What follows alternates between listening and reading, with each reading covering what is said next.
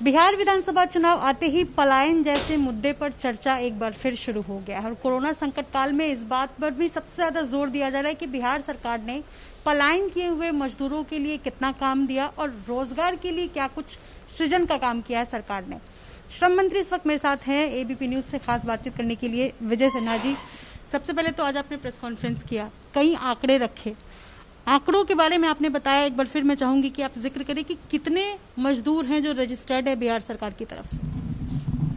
देखिए, एक हमारा BOCW भवन कामगार मजदूर है, जो हम लोग जब से सेवा का अवसर मिला है हम लोगों ने तमाम इसके दायरे को बढ़ाया। जो भवन कामगार से जुड़े हुए हैं, चाहे वो मिस्त्री हैं, लेबर हैं, इलेक्ट्रीशियन है, प्लम्बर है, कारपेंटर है, ब्लैक स्मिथ है, फ्लोरिंग करने वाले हैं, पेंटर है, इन तरह की, इसके साथ साथ कृषक कार्य से जुड़े हुए मनरेगा मजदूरों को भी इसमें हम समाहित किए हैं।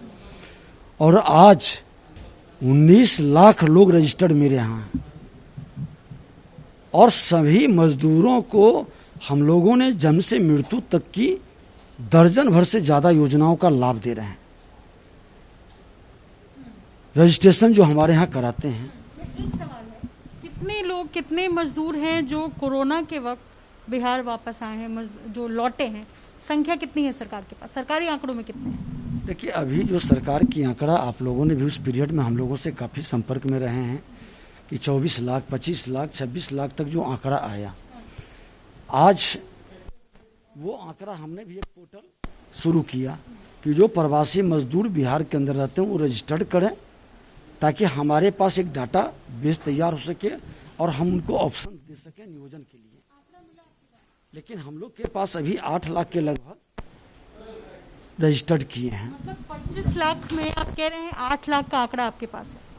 हाँ, बहुत सारे लोग जो आए तो उसमें सारे के सारे लेबर ही नहीं थे। बहुत सारे आज दिल्ली के अंदर देखें कि लगभग 1/3 कई मोहल्ले में हम देखते हैं कि अपना मकान बनाए हुए हैं, दुकान चला रहे हैं, अपना डेली वेजेस पर काम कर रहे हैं, या कई तरह के वो आए अपने घर की ओर, बच्चे उनके बाहर पढ़ते थे, मौसम ठीक हुआ फिर वो बैक हो गए। तो इस तरह के सभी को आप लेबर की क्राइटेरिया में न जोड़ सकते। तो जो 8 लाख है वो मजदूर हैं, उनके लिए बिहार सरकार ने क्या किया? रोजगार का अगर सृजन किया है तो किन किन क्षेत्र में किया है? आपको जानकारी होनी चाहिए कि माननीय मुख्यमंत्री नीतीश कुमार जी, उप मुख्यमंत्री सुशील मोदी जी के नेतृत्व में आज जिलाधिकारी की अध्यक्षता में सभी सेक्टर, चाहे वो 7 निश्चय के तहत हो, मनरेगा का हो, जल जीवन हरियाली का हो, RO विभाग हो, भवन विभाग हो, जितने वर्क डिपार्टमेंट हैं सभी सेक्टर को जोड़ करके और उसमें 4 करोड़ से ज़्यादा कार्य दिवस निकाला है।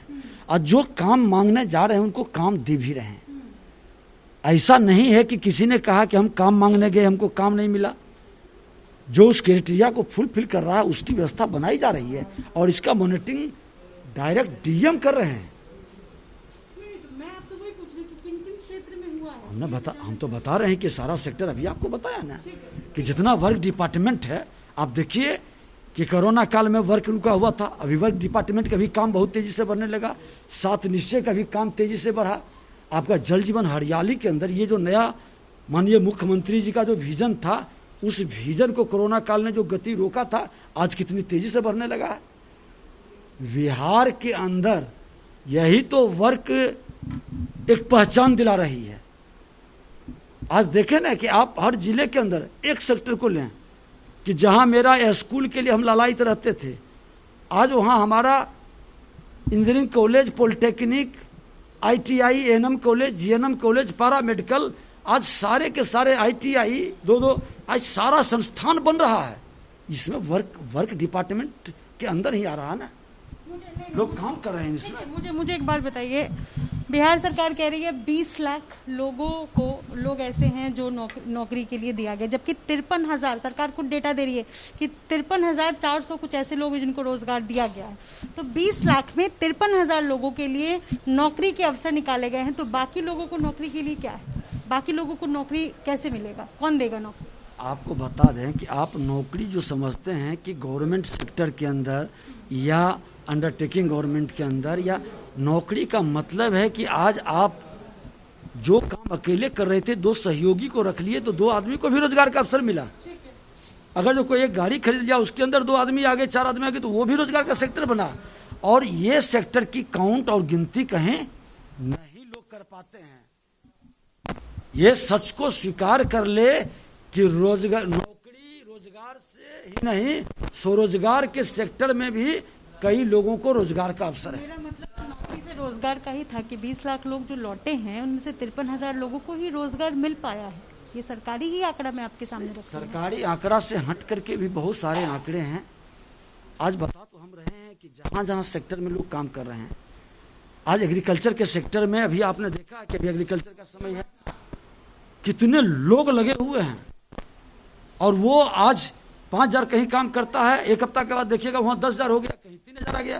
तो ये जो डिफरेंस आंकड़ा है ये काउंट नहीं होता है। और यही आंकड़ा आज लोगों को भूख से मरने नहीं दिया। यही आंकड़ा आज कोरोना काल में एक भी आदमी पूरे बिहार के अंदर भूख से नहीं मरा। यह सरकार की बड़ी सफलता थी, असामाजिक लोगों का सहयोग था। ठीक है, एक राजनीतिक प्रतिक्रिया आपका लेना चाहूंगी। तेजस्वी यादव ने कल रात फेसबुक लाइव के जरिए ऐलान किया कि 9 बजे रात के 9 बजे 9 सितंबर को लोग 9 मिनट तक दिया जलाए, लालटेन जलाए और घर के लाइट्स बुझा दे। तो तेजस्वी यादव का साफ साफ स्पष्ट होता है कि उनका कहना है कि सरकार रोजगार नहीं दे रही। उन्होंने कई आंकड़े भी रखे जिसमें उन्होंने जिक्र किया कि बिहार में बेरोजगारी प्रतिशत 46% है, बेरोजगारी का जो दर है। तो सरकार होने के नाते, सरकार में आप मंत्री हैं, रोजगार मंत्री हैं, क्या कहना चाहेंगे इस पर? देखिए, एक तो पहले बता दें कि तेजस्वी यादव जी थोड़ा अध्ययन करें। लालटेन जलाने का राजनीतिक लाभ जो उठाना चाहते हैं और ये घिसा पिटा लालटेन जो बुझने के कगार पर है, आज के नौजवान डिजिटल इंडिया का पार्ट बन चुका है। और ये नौजवान डिजिटल इंडिया के माध्यम से डिजिटल मार्केटिंग तक पहुंच गया है और उसको आपस लेकर के ये जहां ले जाना चाहते हैं और जो भ्रम फैला के वातावरण को दूषित करना चाहते हैं। इनके पास कोई विजन होता, इनके पास कोई विजन होता, कुछ प्लानिंग होता, ये बताते। आज बता दें कि ये तीन साल से नेता प्रतिपक्ष हैं, कभी रोजगार के संदर्भ में सदन के अंदर अपने विषय को ढंग से रख पाए हैं?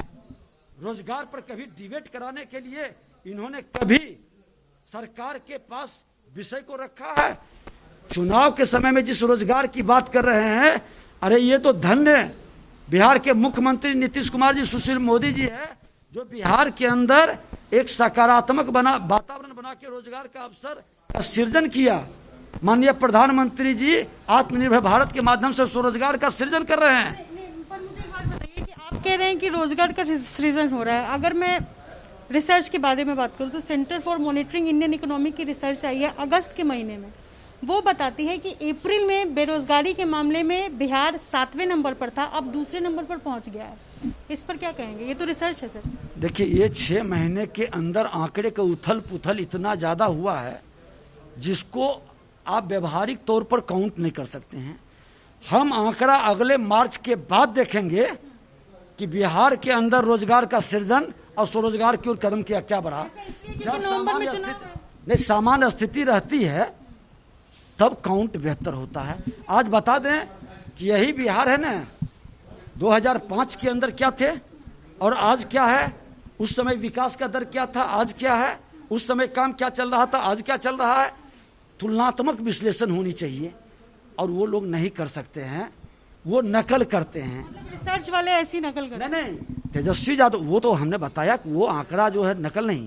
तेजस्वी यादव जी कहीं से कोई बता देता है, बेचारे अनुभवहीनता में वो बात को रखते हैं, बिना तर्क के, बिना तथ्य के। नकल करने वाले का अकल बिगड़ता है और अकल से अबरी चुनाव में शकल भी बिगड़ जाएगा। और जब शकल बिगड़ेगा, अभी तो भागते चल रहे हैं ना कि कहां से लड़ें कि सुरक्षित जीत जाएं। अपने घर के अंदर जो रोजगार और सामाजिक सौहार्द व्यवस्थित नहीं कर सकता, वो दूसरे के लोगों की चिंता नहीं कर सकता। सवाल लेना चाहूंगी आपसे कि सर, मैं बिहार की रहने वाली हूँ, बचपन से मैंने बिहार को देखा है। 15 साल पहले की बात छोड़ दीजिए, अभी इस 15 साल की भी मैं बात करूं, आपके राज्य में पलायन नहीं रुका है, आप खुद इस बात को मानते हैं। तो पलायन का जो आंकड़ा अगर देखेंगे तो वो कम नहीं हुआ है। अगर कंपैरेटिव स्टडी भी हम करेंगे तो पलायन बिहार में रुका नहीं है। पलायन रोकने के लिए बिहार सरकार ने क्या क्या कदम उठाए, क्या आप मुझे गिना सकते हैं? देखिए, आप पहले तो पलायन एक विस्तृत शब्द है, इसका व्यापक दृष्टिकोण रखनी चाहिए और सोच।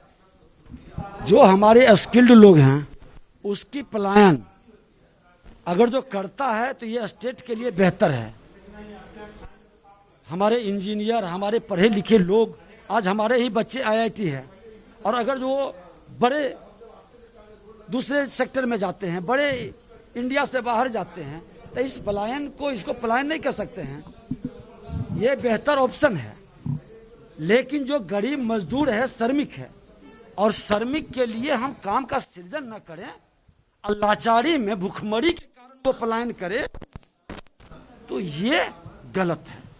आज बता दें कि भूखमरी के कारण कोई मेरा लेबर पलायन किया है किसी सेक्टर का, आप बताएं कि भूखमरी के कारण वो परिवार व्यथित था, पीड़ित था, अन्न के बिना छटपटा रहा था, इसलिए पलायन किया। पूरे बिहार के अंदर ऐसी स्थिति नहीं है। पलायन बेहतर ऑप्शन के लिए जा रहा है। हम 10,000 कमाते हैं, दिल्ली में 20,000 कमाएंगे, मुंबई में हम 30,000 कमाएंगे। ये ऑप्शन पलायन कतई नहीं हो सकता। पलायन होना, बिहार सरकार इसको उपलब्धता मानती है, उपलब्धि मानती है क्या? आपको हम बार बार कह रहे हैं कि आज हमारा प्लम्बिंग का लेबर काम करता है, यहाँ पर वो दिन भर काम करता है, 500 कमाता है। वही लेबर कल मुंबई और दिल्ली में चला जाता है, 1,500 कमाता है। ये ऑप्शन है, ये पलायन नहीं है। ये बेहतर कमाई के लिए आज आपको 10,000 मिलता है, कल आप ही दूसरे जगह जाएं 50,000 मिलेगा, तो आप जाएंगे कि नहीं जाएंगे, या कहेंगे नहीं 10,000 में हम संतुष्ट हैं?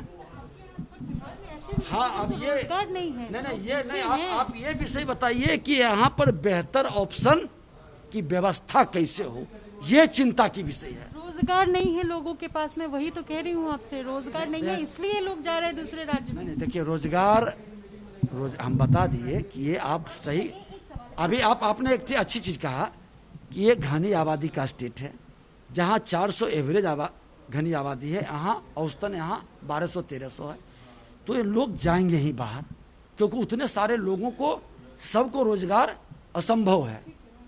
लेकिन हम उनके बारे में कह रहे हैं, जिसकी चिंता आप कर रहे हैं उसी की चिंता हम कर रहे हैं। जो श्रमिक है, मजदूर है, लाचारी में जा रहा है, बेचारे को खाने के लिए, दाने दाने के लिए तड़प रहे हैं, ऐसी स्थिति उत्पन्न नहीं है बिहार में।